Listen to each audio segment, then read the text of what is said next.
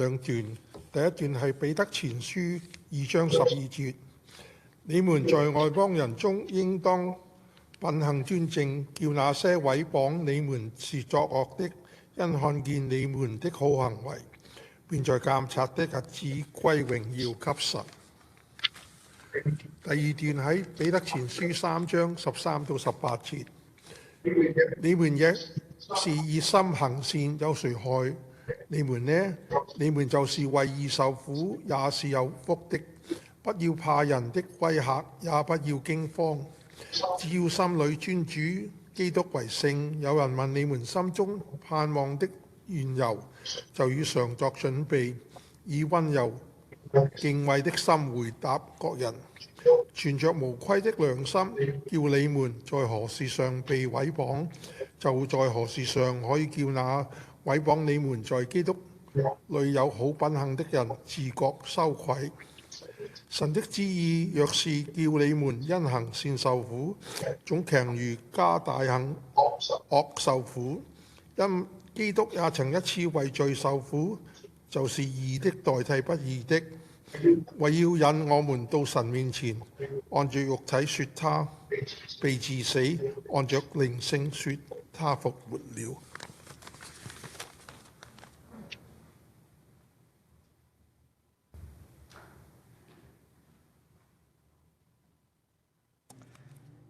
兄弟姊妹平安。主內平安。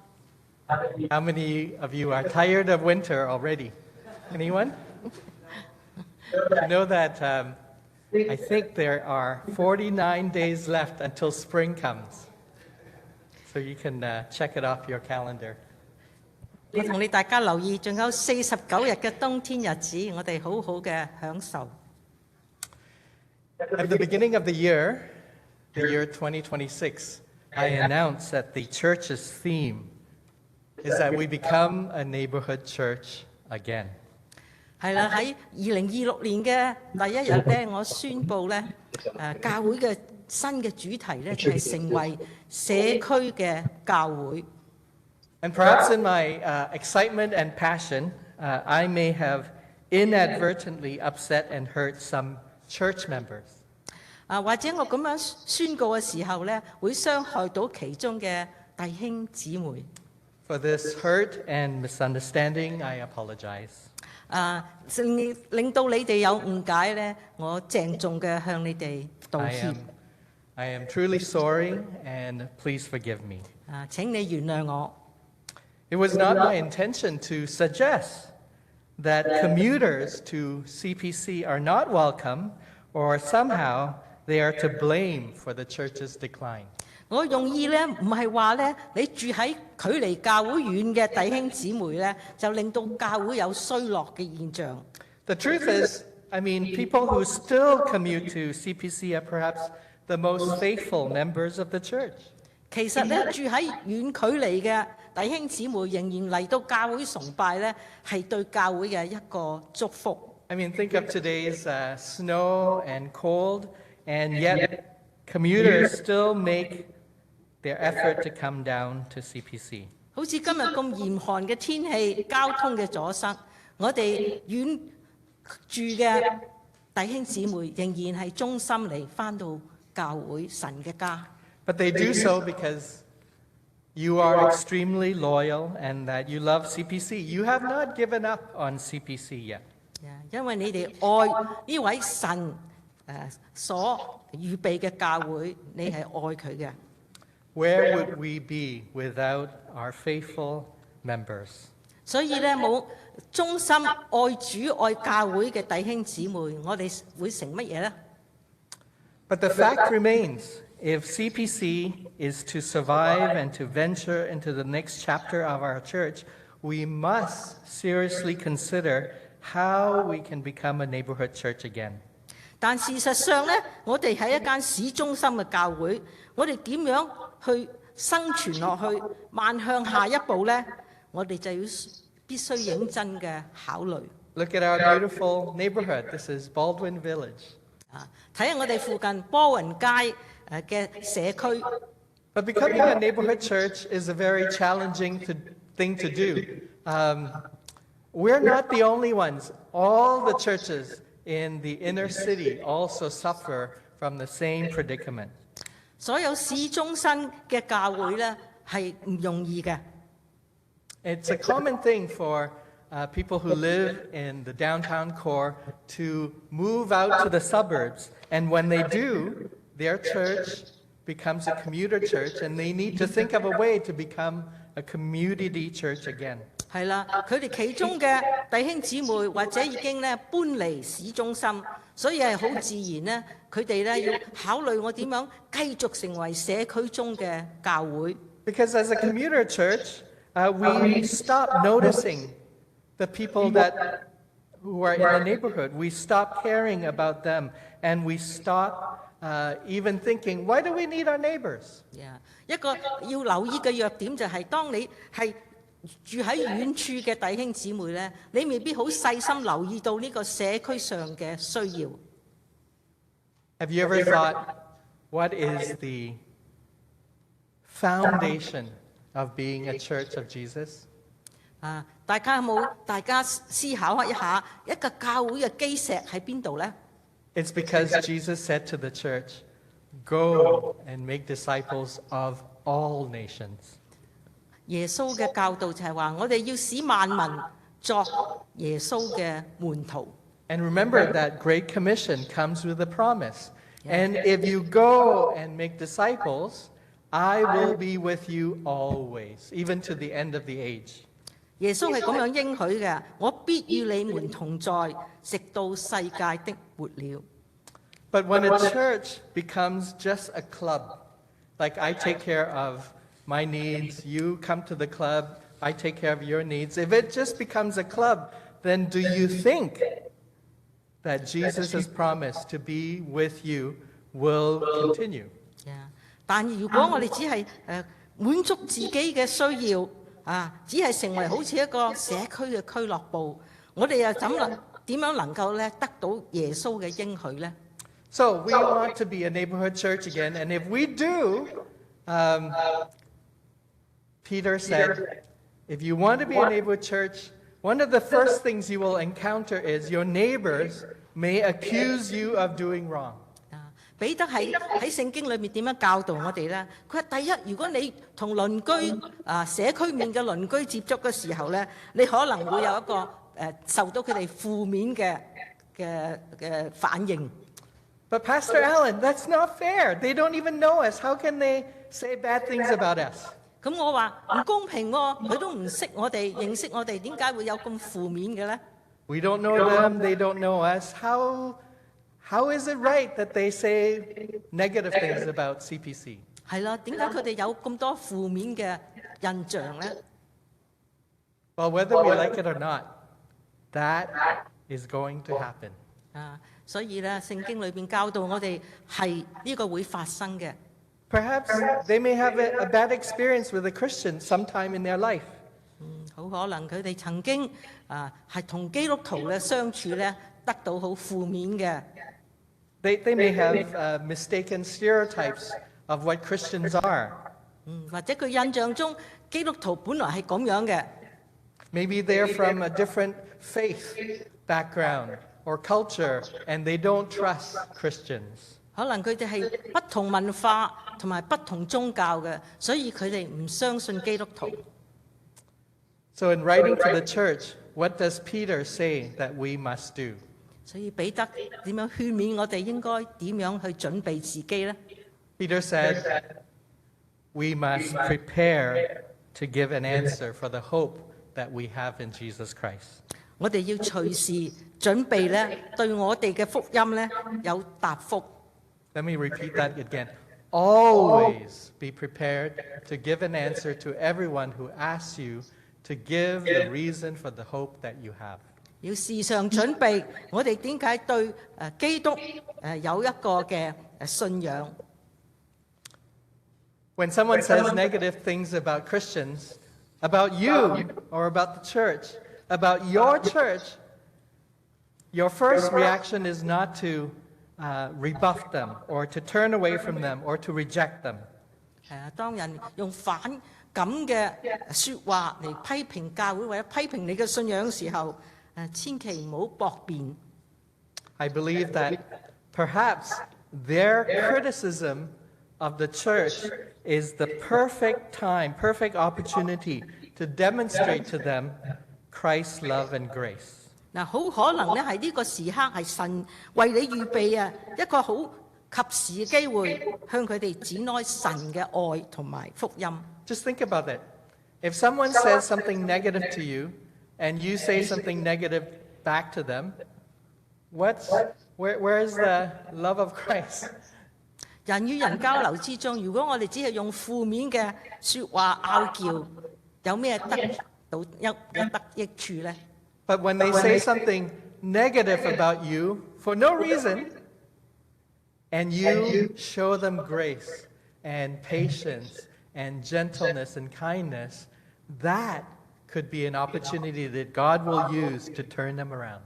有冇諗過咧？如果人對你有反感嘅講説話咧，你如果係用神俾你嘅恩典同埋忍耐同埋温柔嚟回應，係會點呢？ So here are 3 things to remember when you are ready to prepare and answer for the hope that you have.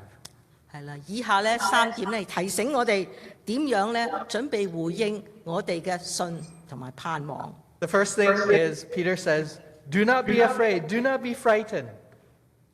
彼得第一樣提醒我哋就話不要怕。Obviously, this must have happened to Peter. 好固然呢曾經發生喺彼得嘅身上。 Do you remember when the Holy Spirit came upon the disciples in the upper room and then they began to speak in tongues? That story? 記得咧喺使徒行傳嘅時候，當聖靈降臨喺門徒身上，佢哋咧就可以講咧不同嘅方言。 So the neighbors heard that the disciples were speaking in tongues and they were saying, what's happening? Do you know what the first thing that they said negatively about the church was? 鄰居咧聽到佢哋咁樣嘅表現咧，就有好不反應嘅説話。 Do you remember? What did they say? 記唔得佢哋點樣反應啊？ They said, they're crazy, they're drunk. 佢哋梗係發神經啦！佢哋咧係咪飲醉酒啊？ Can you imagine our neighbors saying, these Christians, they're crazy. Even when it snows, they come to church. They must be drunk. 有冇想像咧？如果我哋嘅鄰居見到我哋，哇咁大風雪仲嚟教會，佢哋係咪發神經啊？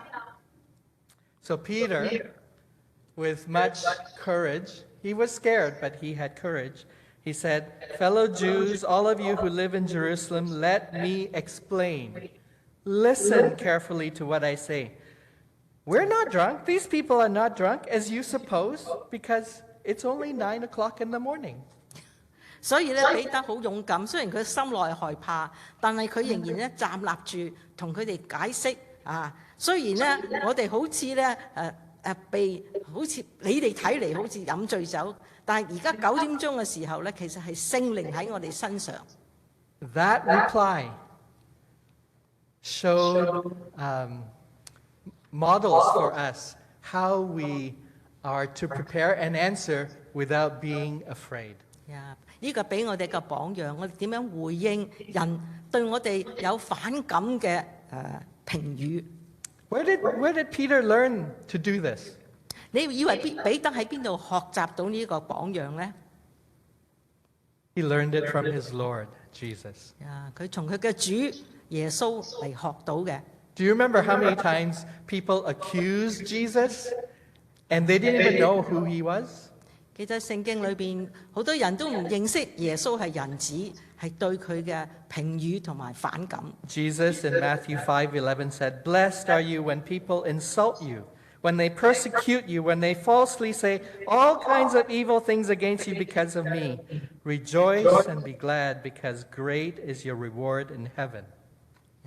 所以咧，聖經馬太福音5章嗰度記載，佢話：人若因我辱罵你們、迫害你們，免做各樣壞話毀謗你們，你們就有福了。要以歡喜快樂，因為你們在天上嘅賞賜係很多的。 Now it's interesting, Peter's letter in chapter 2 and chapter 3. It's interesting to note what Peter does not say. 你會好奇如果你有機會再讀彼得嘅書信呢，你會發覺咧，彼得係有乜嘢冇講到咧？ He says he didn't say you have to convince anyone to be a Christian. 佢喺彼得書信裏面話你要點樣嘅講説話。 Many people are afraid to share their faith because they think, I cannot convince you or persuade you to become a Christian. 我哋中間好多人好懼怕分享我哋嘅信仰，因為咧我哋驚，我哋講唔服人哋嘅。 Truth is, that's not your job. 記住呢個唔係你嘅工作。 We are to give an answer. We are to sow seeds of the gospel. God has the responsibility to grow the seed, and God causes the seed to grow and to produce fruit. 要知道呢個係神嘅工作，神係將呢個種子落喺佢要咧呼召嘅人嘅身上，所以 The power of witnessing for Christ is simply sharing the love of Jesus and leaving the results to God. 係啦，我哋只係見證基督喺我哋身上嘅力量，而咧唔係將呢個結果咧交俾神。 So Peter said, you don't have to convince anyone. You don't even have to be an expert. 所以佢話你唔需要咧，好似一個答辯嘅專家。 Many people are afraid to share the gospel because they say, I don't know. I don't know how to answer their questions. 好多人懼怕講佢哋見證話，我唔係好熟悉全部嘅。 If you don't know the answer, just say, you know what? I'm still learning. I don't know that answer. Let me get back to you. 只要好坦誠話問到一個難題嘅時候，好唔好俾我翻去能夠咧揾到一個答案，再同你分享咧？ Peter even didn't say that you have to approach anyone with the gospel. 彼得甚至話你唔需要咧專登去接近某一個人。 They will come. They will come and accuse you. 因為有人係會嚟接近你，向你發問嘅。 It's my belief in ministry that when you prepare yourself, when you are ready and willing to prepare yourself to give an answer, God will bring someone into your life. 我好深信呢，當你準備好點樣回應你信主嘅經歷呢，神係會進入你裏邊，與你交談，帶你一個你需要向佢講見證嘅人。 So last Sunday, I preached this message to the English service. A young man heard this message, and he said, God, I want to prepare myself. Immediately, right after service, a friend called him and said, I'm in trouble. Can you help me? 係啦，上個主日咧，我將呢個嘅講道咧喺英文堂分享，之後有個年青人嚟到我嘅前面咧就話我好想準備自己有一個適當嘅答案，估唔到咧佢講嘅時候咧，佢有個朋友咧已經打電話詢問佢， Just like that. 就係咁樣發生。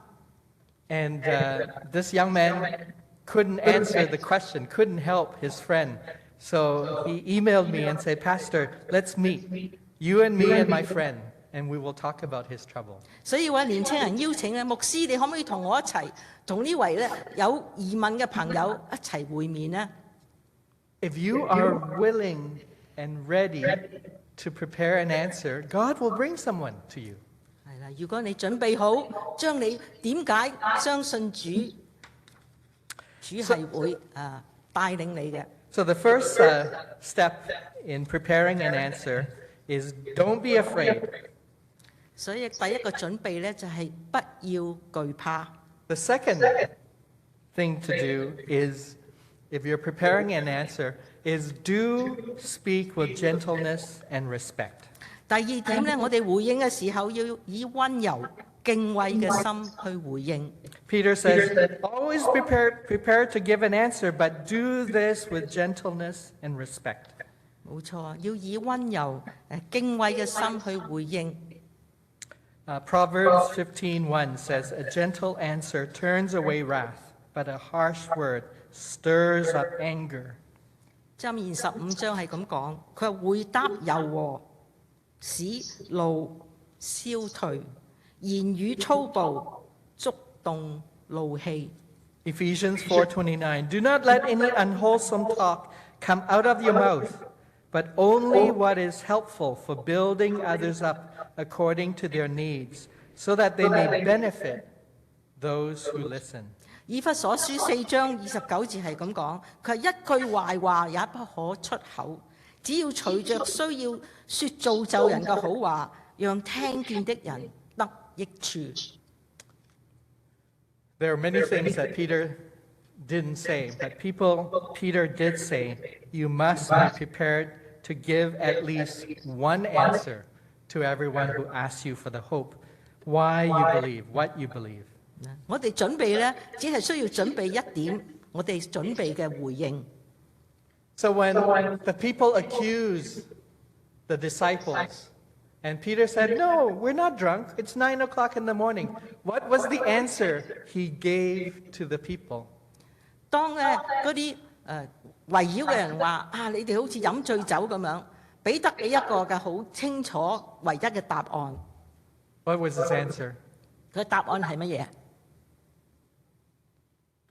Peter says, "We are like this because God raised Jesus from the dead, freeing him from the agony of death, because it was impossible for death to keep its hold on him. We are witnesses of the resurrection of Jesus." This is in Acts chapter 2. 所以喺使徒行傳2章，保羅好清楚咁回答，佢話：我哋相信嘅就係已經復活嘅耶穌。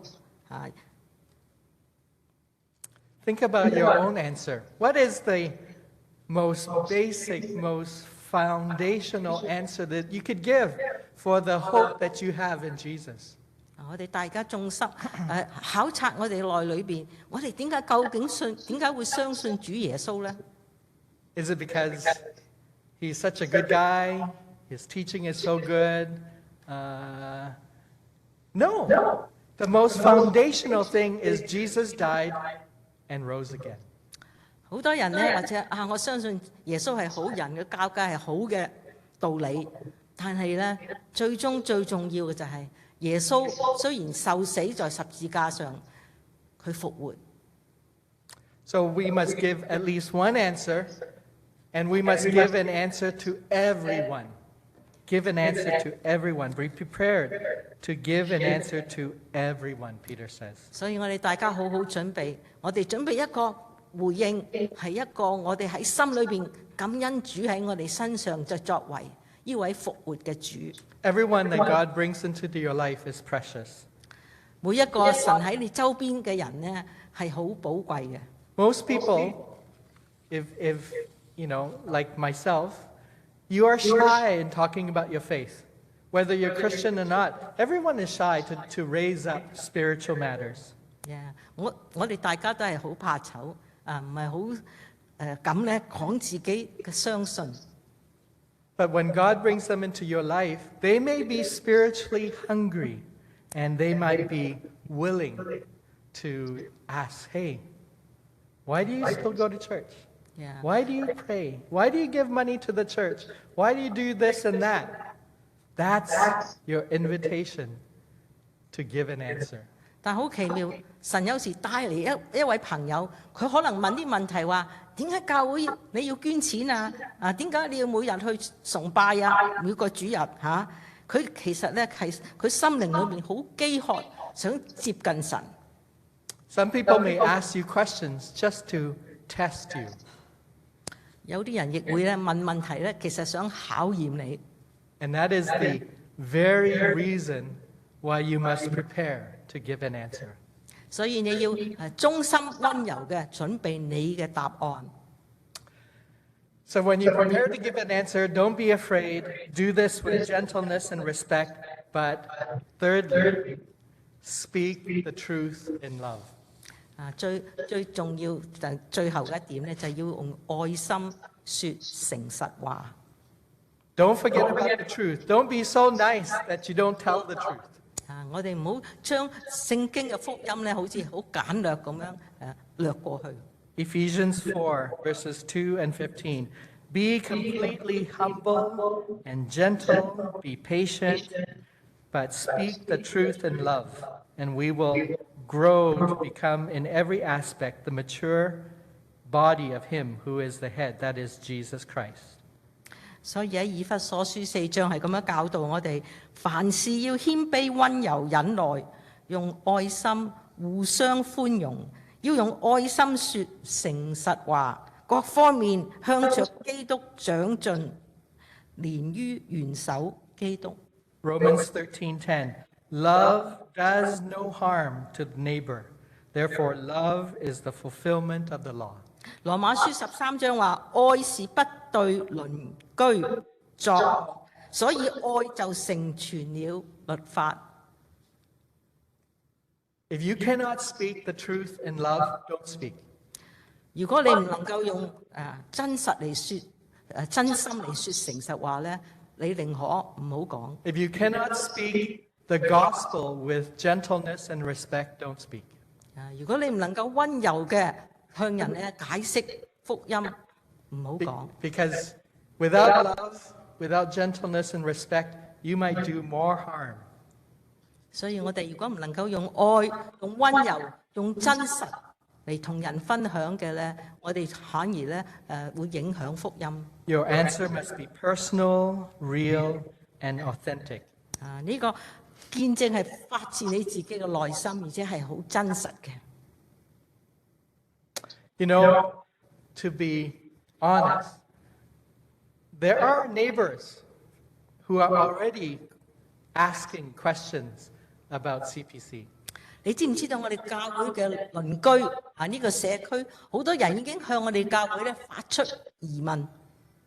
We have many non-believing families who bring their children to our school. 我哋咧喺基石學校嘅裏邊咧，其實有好多唔係基督徒嘅，佢哋都係將佢哋嘅仔女送嚟呢個學校讀書。And they know we are a Christian school, but still they send their children to school. 雖然知道我哋係基督教學校，但係佢仍然咧俾佢細佬哥嚟到讀。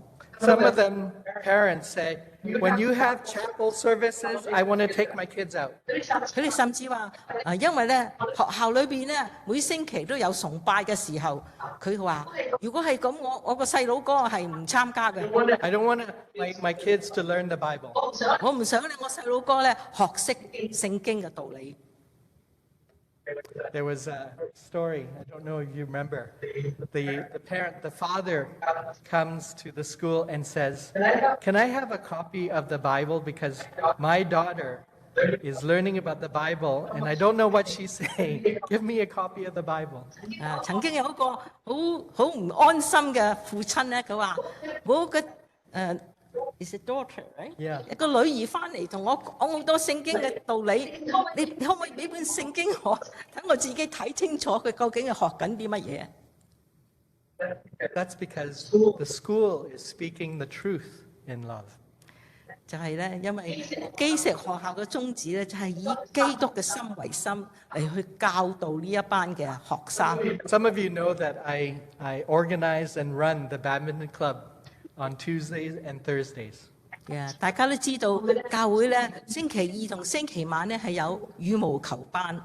At every end of the season, we have a celebration, a potluck, and I get that opportunity to share what I believe and why I believe with the whole group.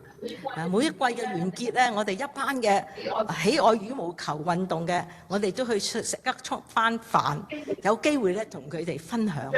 There are some people who come to play badminton, but after hearing me share about my faith in Jesus, they don't come anymore. 有啲聽到我嘅分享咧，以後佢就唔會再翻嚟。They say, I'm here to play badminton. Why are you telling me about Jesus? I don't want to come. 我話我嚟係打羽毛球，你做咩同我講耶穌啊？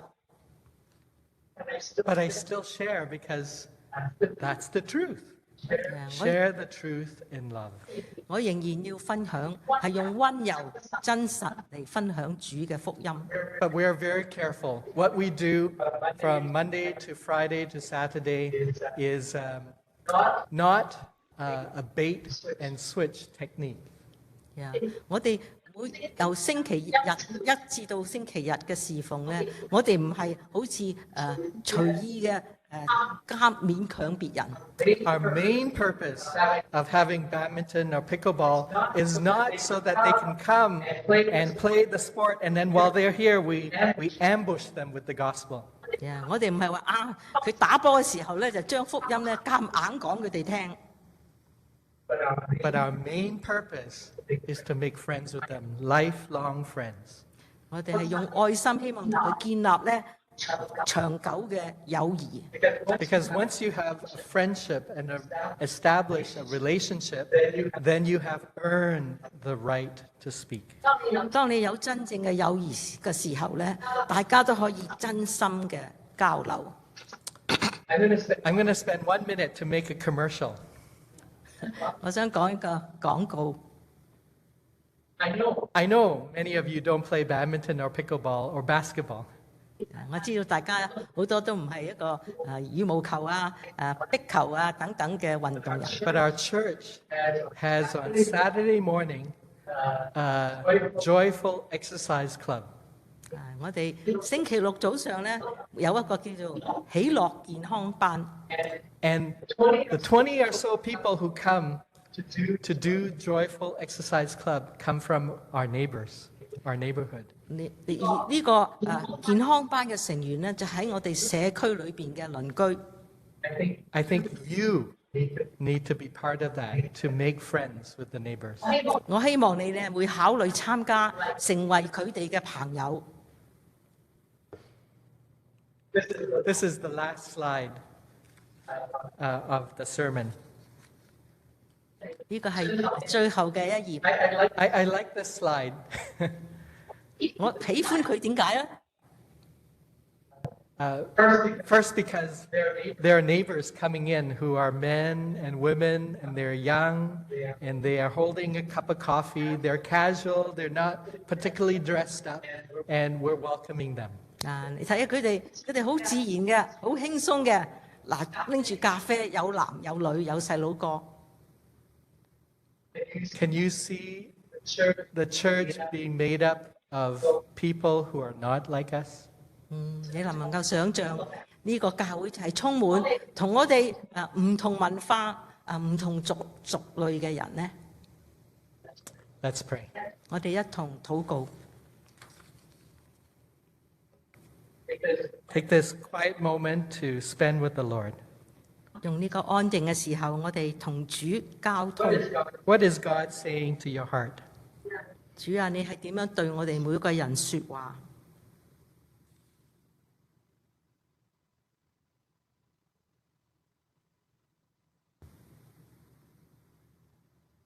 Thank you, Jesus, for welcoming us into your church.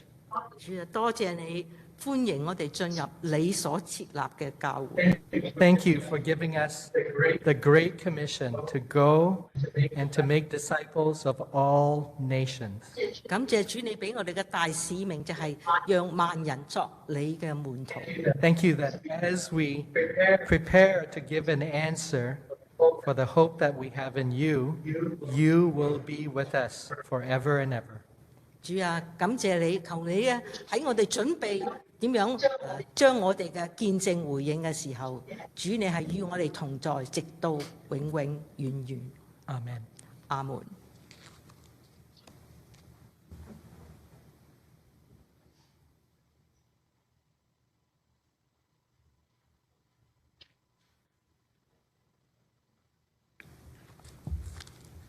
我哋多謝阿倫牧師同我哋今朝早嘅分享。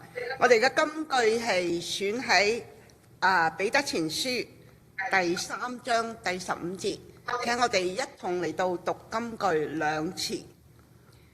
只要心裏尊主基督為聖，有人問你們心中盼望的緣由，就要常作準備，以溫柔敬畏的心回答各人。